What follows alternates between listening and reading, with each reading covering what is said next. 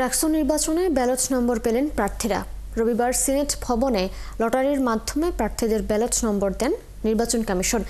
এদিকে রবিবার স্বতন্ত্র শিক্ষার্থীদের একটি প্যানেল ও একটি জোট আত্মপ্রকাশ করেছে। মেহেদী হাসানের তোলা ছবিতে রাশিদুল হক রুশোর প্রতিবেদন। সিনেট ভবনে এক ছাদের নিচে রাকসু নির্বাচনে অংশ নিতে যাওয়া প্রার্থীরা। উদ্দেশ্য নিজেদের পদের বিপরীতে ব্যালট নম্বর বুঝে নেয়া। এক এক করে প্রার্থীদের নাম ডাকেন প্রধান রিটার্নিং কর্মকর্তা।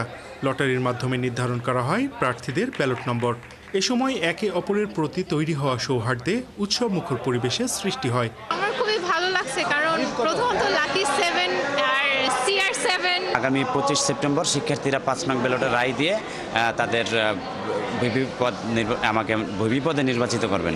আমরা চাচ্ছি যে এই আমেজপূর্ণ পরিবেশে যেভাবে আমরা ব্যালট নাম্বার নিচ্ছি, নির্বাচনটাও এরকম আমেজপূর্ণ পরিবেশে আমরা করব ইনশাআল্লাহ। এদিকে দুপুরে ক্যাম্পাসের পরিবহন মার্কেট চত্বরে সংবাদ সম্মেলন করে আত্মপ্রকাশ করে প্রচার ও নির্বাচনী অধিকার রক্ষার্থে স্বতন্ত্র প্রার্থীদের জোট ইন্ডিপেন্ডেন্ট স্টুডেন্ট অ্যালায়েন্স।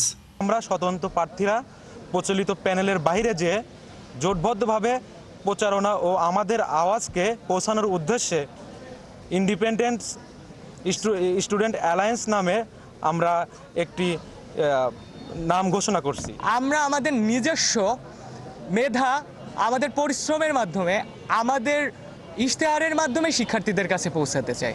অন্যদিকে অরাজনৈতিক platform United for rights panel ঘোষণা করেন আরেক দল স্বতন্ত্র প্রার্থীরা।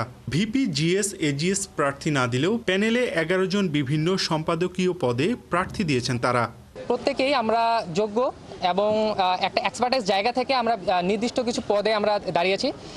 যেহেতু আমরা এক্সপার্টাইজ জায়গা থেকে দাঁড়িয়েছি, এই জন্যই মূলত আমাদের ভিপি, জিএস, এজিএস নাই। নারীদের অধিকার বাস্তবায়ন এবং নারীদের সাইবার বুলিং এবং ব্যাশিং থেকে প্রতিরোধ সেল গঠন করা এবং নারীদের সকল যৌক্তিক দাবি আদায়ে আমাদের প্যানেল কাজ করবে। রাকসু নির্বাচনে প্রার্থীদের চূড়ান্ত তালিকা প্রকাশ করেছে নির্বাচন কমিশন। ব্যালট নম্বর পাবার পর এখন নির্বাচনী প্রচারে নামবেন প্রার্থীরা। রাশিদুল হক রুশো, 71, রাজশাহী।